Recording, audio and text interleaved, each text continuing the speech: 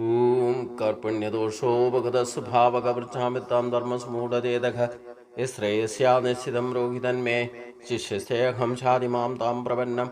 ॐ नमो भगवते वासुदेवाय। ॐ नमो भगवते वासुदेवाय। ओम श्री कृष्णाय परब्रह्मणे नमः। सभी सज्जनों को भगवान का नाम से, मोहन जी का नाम से प्रणाम। हम 23 श्लोक तक 23 श्लोक तक पिछले दिन विचार किया था। अभी भगवान से अर्जुन प्रार्थना करके दोनों सैन्यों का धर्माधर्म का पक्ष में बीच में जाकर रथ को खड़ा करने के लिए अर्जुन ने रिक्वेस्ट किया है। भगवान उसी प्रकार अर्जुन ने जैसे बोला है, दोनों सैन्यों का बीच में देखने लायक रथ को जाकर के स्थापना करके तुम जो देखना चाहता है देख लो करके इशारा किया है।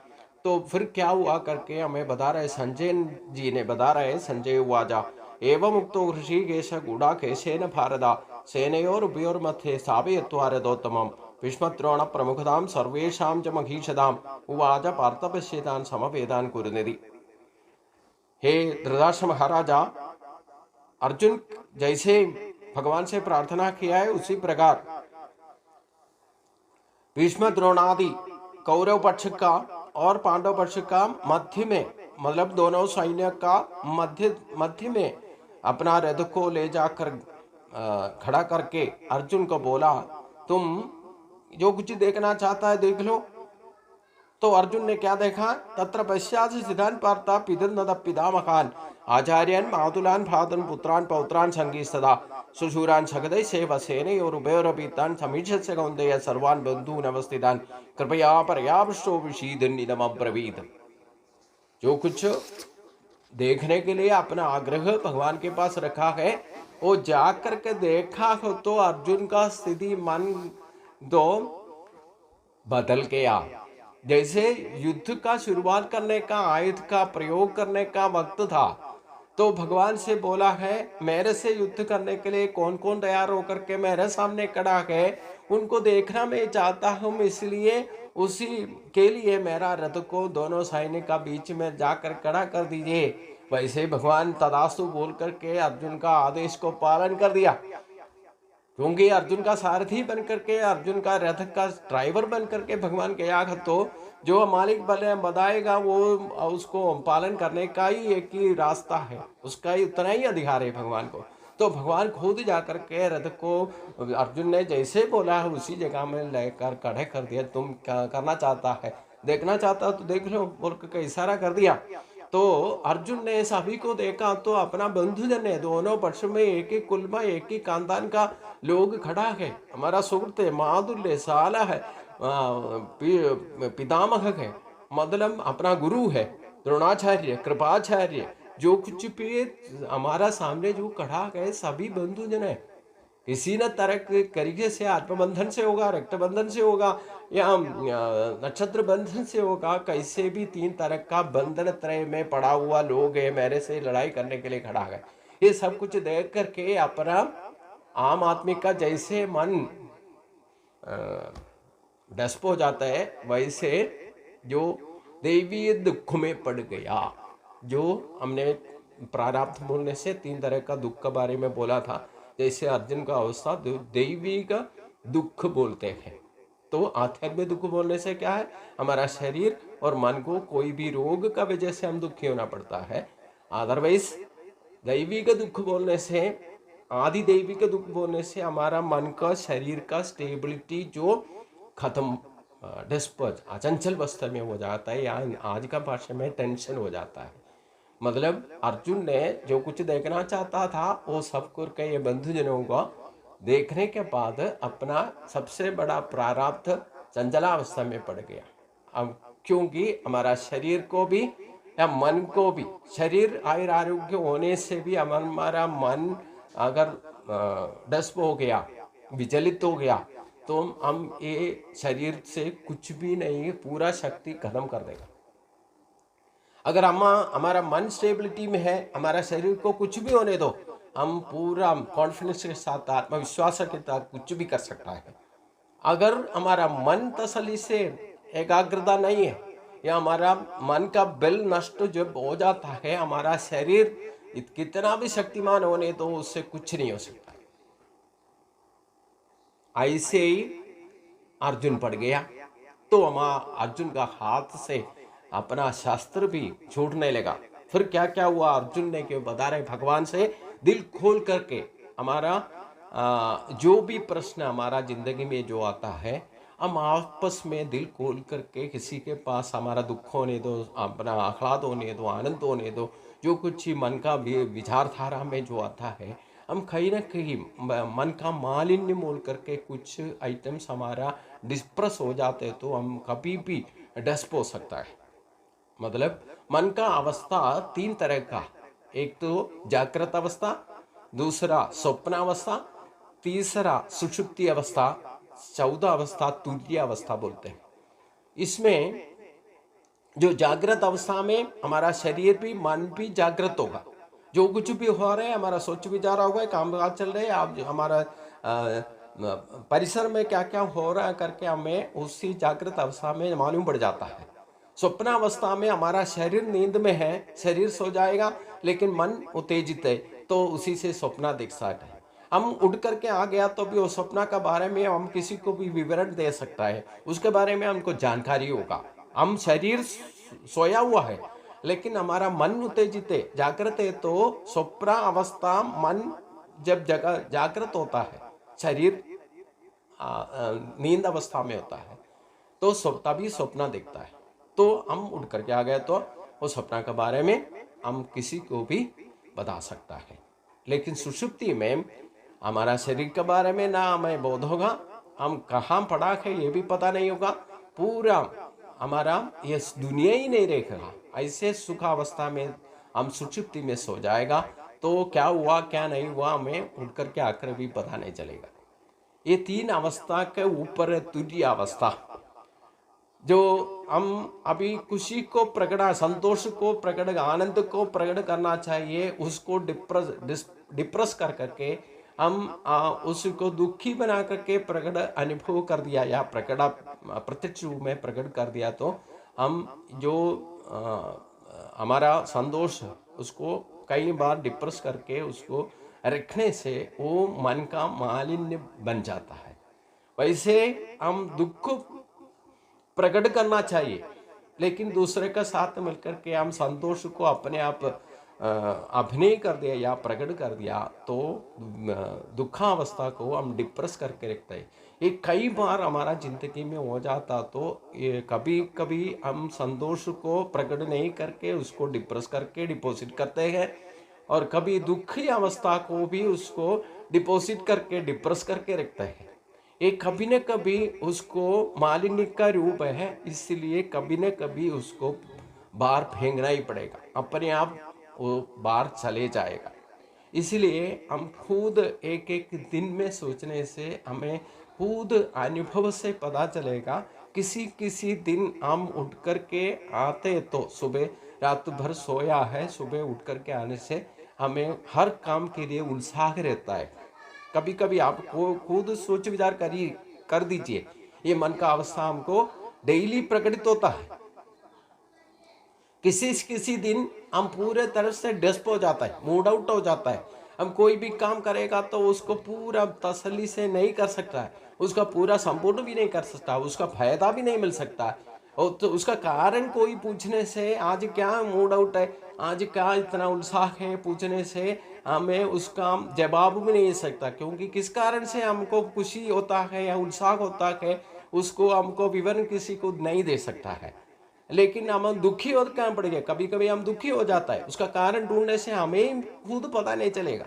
लेकिन दूसरा बाहर लोगों को देखने से आज हम मूड आउट है तो हम क्या आज मूड आउट है, क्या बात है करके कोई भी पूछने से, हमारा बंधुजन पूछने से, हमारा सुहृद पूछने से, कहीं भी पूछने से हम बता नहीं सकता, क्योंकि उसका कारण कोई हम ढूंढ के निकालने से हमको कोई नहीं मिलेगा। क्योंकि कभी का डस्प जो ऐसे अवस्था हमने डिप्रेस करके डिपॉजिट करके रखा हुआ, कभी न कभी वो बाहर आ जाएगा, वो बाहर आता ही रहेगा, वो ही नहीं है।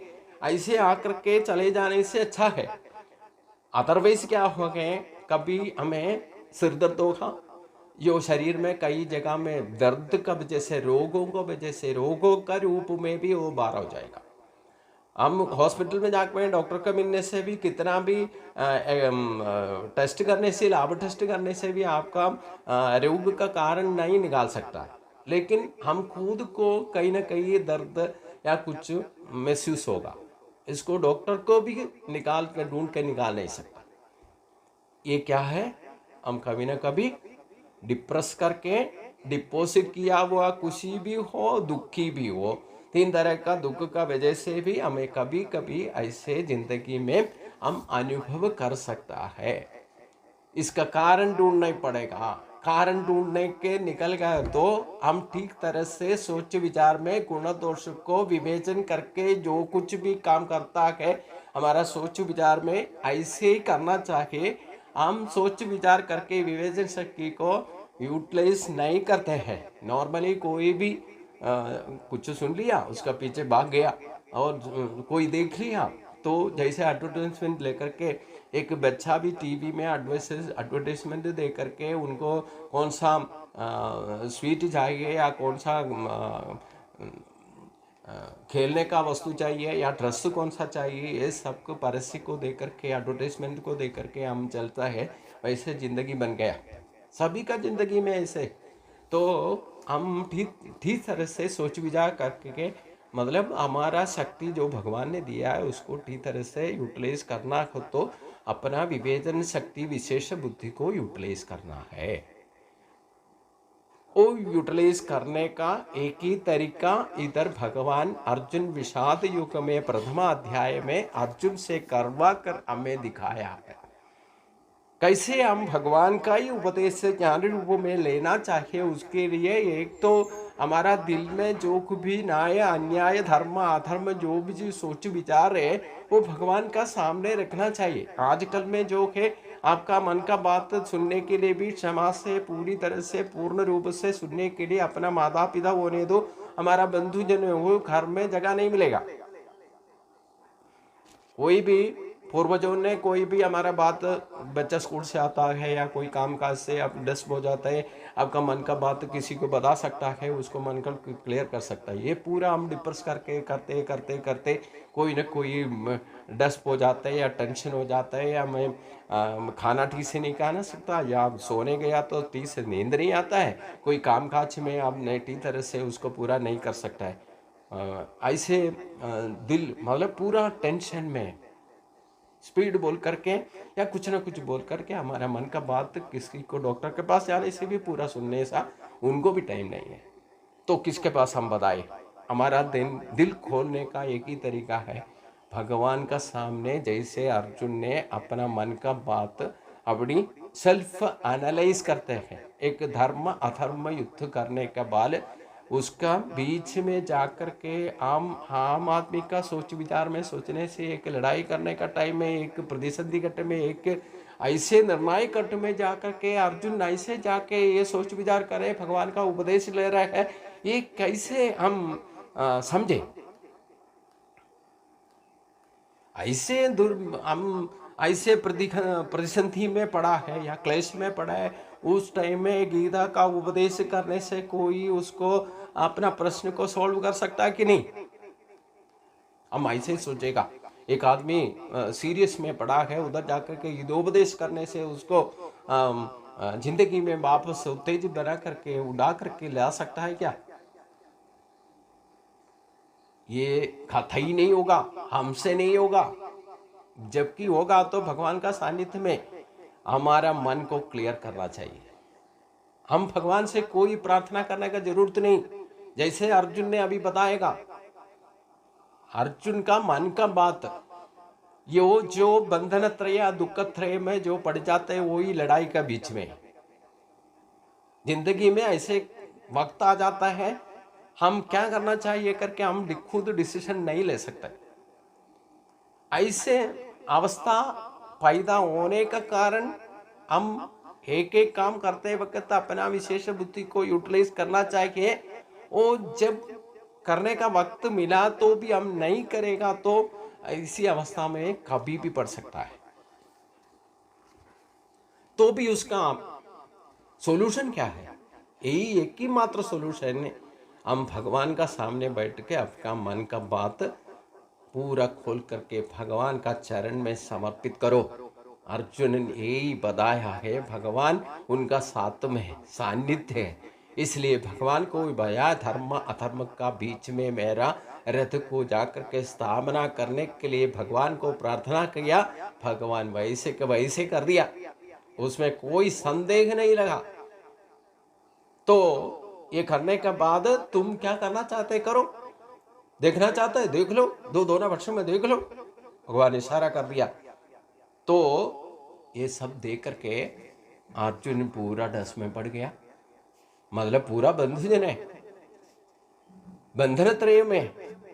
इनके साथ में लड़ाई कैसे करेगा, उनके साथ में जो रक्तपात कैसे करेगा, अस्त्र शस्त्र कैसे प्रयोगा, ये सोच समझ के क्योंकि बचपन से लेकर हमारे साथ में रखने वाला अपना भाई बहन का संबंधित लोग है पूरा, तो इनके साथ में लड़ाई कैसे कर सकता है।